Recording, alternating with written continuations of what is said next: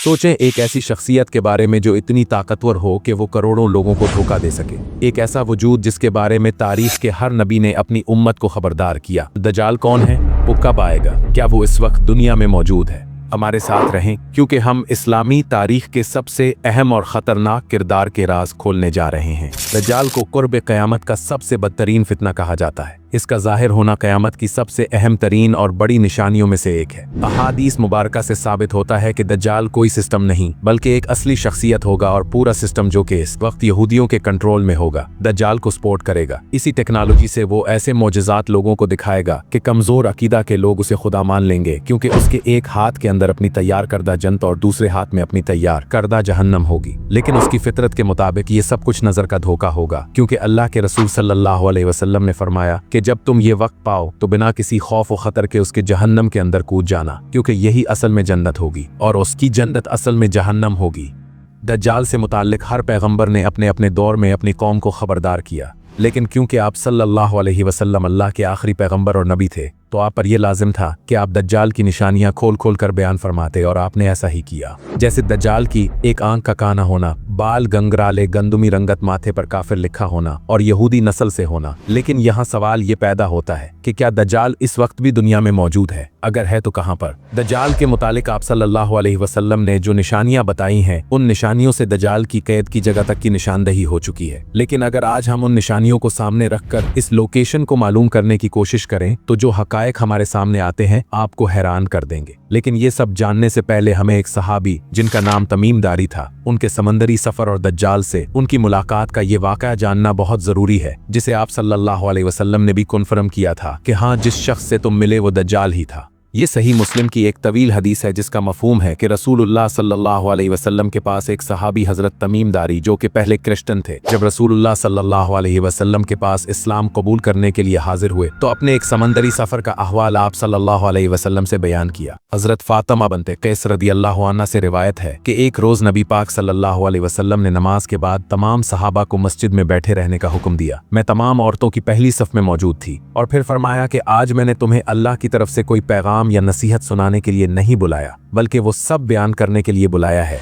जो तमीम दारी ने इस्लाम कबूल करने के बाद मुझसे बयान किया। वो कहते हैं कि मैं अपनी जवानी के दिनों के अंदर अपने 30 लोगों के साथ अरब के मशरिक में समंदरी सफर पर था कि अचानक मौसम खराब हो गया और ऊंची ऊंची लहरें उठने लगी। मौसम इतना खराब हो गया कि पूरे 1 माह तक हमारा जहाज समंदर में हचकोले खाता रहा और हमें ये मालूम नहीं था कि हम किस तरफ जा रहे हैं या कहाँ मौजूद हैं। हमने अपने इस बड़े जहाज से छोटी छोटी कश्तियां उतारी और अलग अलग जगह पर खाने और लोगों की तलाश के लिए निकल पड़े। मैं अपनी किश्ती पर बैठकर कुछ लोगों के साथ एक जजीरे पर पहुंचा, जहां हमने अपने सामने एक अजीब और गरीब जानवर को खड़े देखा जिसका पूरा जिस्म बालों से ढका हुआ था। वो चीज इंसानों की तरह बातें कर सकती थी। हम उसे देखकर डर गए। मैंने उससे पूछा, आखिर तुम क्या बुला हो? उसने कहा, मेरा नाम जस्सासा है। हमने इससे पूछा कि तुम क्या चीज हो? उसने कहा, ये सब बातें छोड़ो, बल्कि मैं तुम्हें अपने मालिक से मिलवाता हूँ। वो सामने जो मंदिर है वहां पर वो शख्स बड़ी शिद्दत से तुम्हारा इंतजार कर रहा है। अब इस वाक़े में इस मंदिर यानी बदखाने के लफ्ज को अपने जहन में रखिएगा। तमीम दारी कहते हैं कि हम उसके पीछे इस मंदिर के अंदर चले गए और वहां हमने एक बहुत बड़ी जसामत के शख्स को जंजीरों में जकड़ा देखा। उससे बड़ी जसामत का शख्स हमने आज से पहले नहीं देखा था। उसके हाथ उसकी गर्दन के साथ बंधे हुए थे। हमारे वहां जाते ही उस शख्स ने हमसे कुछ सवाल किए। पहला सवाल ये था, उसने कहा, मुझे बैसान की खजूरों के बारे में बताओ, क्या वहां दरख्तों पर अब भी फल लगते हैं? हमने कहा, हाँ बिल्कुल। उसने कहा, बहुत जल्द वहां कोई फल नहीं लगेगा। फिर कहने लगा कि मुझे तबरिया के झील के बारे में बताओ, क्या उसमें अभी भी पानी है? हमने कहा, हाँ बहुत ज्यादा पानी है। कहने लगा, बहुत जल्द वो भी खुश्क हो जाएगी। तीसरा सवाल उसने ये किया कि मुझे ज़गर के चश्मे के बारे में बताओ, और फिर गोलान की पहाड़ियों के बारे में पूछने लगा और आखिर में कहने लगा कि मुझे उस आखिरी पैगंबर के बारे में बताओ कि उसने अब तक किया कुछ किया है। हमने कहा कि वो मक्का से निकलकर मदीना में आबाद हो चुके हैं। वो ये सुनकर बहुत हैरान हुआ और कहने लगा कि क्या वाकई ऐसा हो चुका है? हमने कहा, हाँ बिल्कुल। फिर उसने कहा कि अब मैं तुम्हें बताता हूँ कि मैं कौन हूँ। मैं ही दज्जाल हूँ और बहुत जल्द ये तमाम निशानियां पूरी होते ही मुझे यहाँ से निकलने की इजाजत मिल जाएगी और फिर मैं पूरी दुनिया में जाऊंगा सवाए मक्का और मदीना के। इसके बाद आप सल्लल्लाहु अलैहि वसल्लम ने फरमाया कि लोगों देखो, ये यसरब है यानी मदीना। मैं तुमसे नहीं कहा करता था कि दज्जाल ना शाम के समंदर में है और ना ही यमन के समंदर में, बल्कि अपनी उंगली से 3 मरतबा मशरिक की तरफ इशारा करके फरमाया, दज्जाल मशरिक में है। उस हदीस मुबारका के अंदर हमें दज्जाल की ऐन मकाम की तरफ इशारा किया गया है कि वो मदीना के मशरिक के अंदर किसी वीरान जजीरे के अंदर मौजूद है। तो चलिए मदीना के मशरिक के अंदर तमाम अहम तरीन जजीरों की खोज करते हैं और उसकी लोकेशन का पता लगाने की कोशिश करते हैं। हदीस मुबारका से ये साफ वाज़ेह है कि दज्जाल न शाम के समंदर में है और न ही यमन के समंदर में। तो हमारे पास बचे दो जजीरे, इंडिया का लक्षद्वीप आइलैंड और पाकिस्तान का इस्तूला आइलैंड। तो अब ये डिसाइड कैसे होगा कि दरअसल इन दोनों में से वो आइलैंड कौन सा था। रसूलुल्लाह सल्लल्लाहु अलैहि वसल्लम ने मदीना के मशरिक की जिस तरफ इशारा किया था, अगर हम इससे एक सीधी लाइन खींचें तो वो पाकिस्तान का इस्तूला आइलैंड बनता है, क्योंकि इंडियन आइलैंड इस लाइन से काफी दूर हो जाते हैं और ये आप नक्शे में भी देख सकते हैं। जैसा कि हमने हदीस में ये जाना कि इस आइलैंड पर एक मंदिर भी मौजूद था जो कि रसूलुल्लाह सल्लल्लाहु अलैहि वसल्लम के जमाने से पहले ही यानी 1400 साल पहले से ही उस आइलैंड पर मौजूद था। लिहाजा अपने शक को यकीन में बदलने के लिए हमें इस आइलैंड पर ऐसा मंदिर तलाशना होगा जो कि रसूल पाक सल्लल्लाहु अलैहि वसल्लम के जमाने से पहले से मौजूद हो। लेकिन इंडिया के इस आइलैंड पर ऐसा कोई मंदिर मौजूद नहीं, लेकिन हाँ पाकिस्तान के इस्तूला आइलैंड पर आज भी ये मौजूद है। जी हाँ, ये मशहूर काली माता का मंदिर है जिसे खतरनाक और खौफनाक तबाही फैलाने वाली देवी के तौर पर हिंदुओं के अकीदे के अंदर माना जाता है। उसके भी जिस्म पर बहुत ज्यादा बाल मौजूद हैं, बिल्कुल वही होलिया जैसा कि जस्सासा का था। और ये मंदिर कोई आज से 100 या 200 साल पहले यहाँ नहीं बनवाया गया, बल्कि ये मंदिर यहाँ 2000 साल पहले से मौजूद है, यानी रसूलुल्लाह सल्लल्लाहु अलैहि वसल्लम की जमाने से 600 साल पहले से ही यहाँ मौजूद है। तो क्या ये सब कुछ सिर्फ इत्तेफाक हो सकता है? बिल्कुल नहीं, ये कन्फर्म है कि ये वही जगह थी जहाँ हजरत तमीम दारी की दज्जाल और उसके साथी जस्सासा से मुलाकात हुई थी। और दज्जाल के पूछे गए सवालों के मुताबिक जो निशानियां उसने बयान की थी, यानी बेहसान की खजूरों, तबरिया के झील और गोलान की पहाड़ियों के मुतालिक, वो सब की सब पूरी हो चुकी है। और अब तक शायद दज्जाल वहां से आजाद भी हो चुका है, लेकिन अभी तक दुनिया के सामने नहीं आया। और ये निशानियां कैसे पूरी हो चुकी हैं, आइए जरा जानते हैं। सबसे पहले बेहसान की खजूरों की निशानी पर गौर करें, क्योंकि ये इलाका पहले फलस्तीन में शामिल था और हजरत उमर के दौर में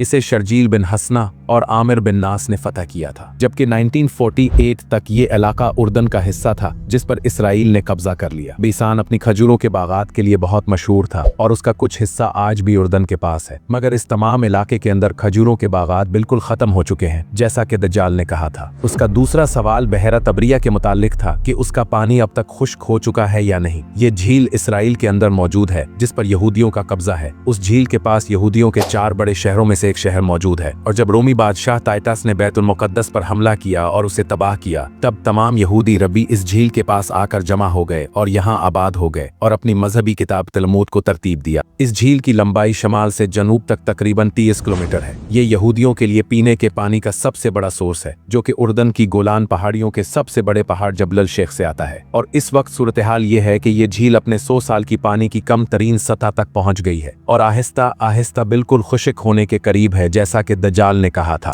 The lake where Christians believe Jesus walked on water has declined to its lowest level in 100 years. An Israeli official said on Tuesday, the lake has fallen to its lowest level for a century. तीसरा सवाल उसने Israel के अंदर मशरिक में मौजूद ज़गर के चश्मे के बारे में पूछा था, जिस पर भी अब यहूदियों का कब्जा हो चुका है। उसके बाद दज्जाल का अगला सवाल था गोलान की पहाड़ियों के बारे में, जिन्हें 1967 में जंग के दौरान इसराइल ने शाम से छीन लिया था। इस पहाड़ी इलाके की सबसे ऊंची चोटी है जबल शेख, जिसके एक तरफ से बैतुल मुकद्दस और दूसरी तरफ उसके नीचे दमिश्क नजर आता है। उसकी ऊंचाई 9232 फीट है, जिस पर लिबनान, शाम और इसराइल का कब्जा है, क्योंकि ये 1800 स्क्वायर किलोमीटर का लंबा तरीन इलाका है, जिसके साथ तबरिया का झील और ज़गर का चश्मा भी मौजूद है। उसके साथ साथ बेहसान का इलाका भी उसके करीब आता है, जो कि बिल्कुल इत्तेफाक नहीं है, क्योंकि मार्च 2017 के अंदर अमेरिका ने ऑफिशियली तौर पर गोलान हाइट्स इसराइल के हवाले करने का मुआहदा करके इस सूरत हाल को बिल्कुल क्लियर कर दिया कि दज्जाल ने ये सब सवाल आखिर क्यों किए, इन सवालों का मकसद उसकी आमद से क्यों है। अब इस टाइमलाइन को आपस में जोड़कर देखें। ये तो आप सब जानते ही होंगे कि जंगों के अंदर ऊंचे इलाके या फिर पहाड़ी इलाकों की क्या अहमियत होती है, खास तौर पर जब उन पहाड़ों के नीचे जंग का मैदान मौजूद हो। दज्जाल का ज़ुहूर तीसरी आलमी जंग के बाद होगा, जब इमाम मेहदी रहमतुल्लाहि अलैह जंग हर मजदून के दौरान मुसलमानों की क़यादत करेंगे, और उसके बाद दज्जाल का ज़ुहूर होगा, जिसे कत्ल करने के लिए हजरत ईसा अलैहिस्सलाम तशरीफ लाएंगे। बाइबल के मुताबिक जंग का मैदान इसराइल के मगरिब के अंदर उसी गोलान हाइट की पहाड़ियों के मैदान को बताया गया है, और हक और बातिल के इस जंग का जिक्र अहादीस मुबारका के अंदर भी मौजूद है। इसराइल ने गोलान हाइट्स पर कब्जा करके इस जंग की तैयारी शुरू कर दी है। है और सिर्फ अपने मसीह दज्जाल के इंतजार में है कि वो कब दुनिया के सामने जाहिर होगा और अपनी खुदाई का ऐलान करेगा और यहूदी कौम की बादशाहत को संभाल कर मुसलमानों के खिलाफ जंग करेगा। और अब आपको भी समझ जाना चाहिए कि क्यों इस वक्त आलम कुफर पूरी दुनिया के मुसलमानों के खिलाफ एक यूनिट नेशन का ब्लॉग बनाकर इस जंग की तैयारी मुकम्मल कर चुके हैं, मगर हम लोग अभी तक इस गफलत के अंदर हैं। इन हालात और निशानियों से आप अंदाजा लगाने की कोशिश करें कि आखिर उस आखिरी जमाने के अंदर कितना वक्त बाकी है। मौजूदा हालात और वाकयात को मद्देनजर रखते हुए क़यामत आने में 40 या 50 साल ही बाकी हैं। ये मेरी जाती राय है जो कि सही भी हो सकती है और गलत भी, क्योंकि क़यामत का सही इल्म सिर्फ और सिर्फ अल्लाह के पास है। भाइयों और बहनों,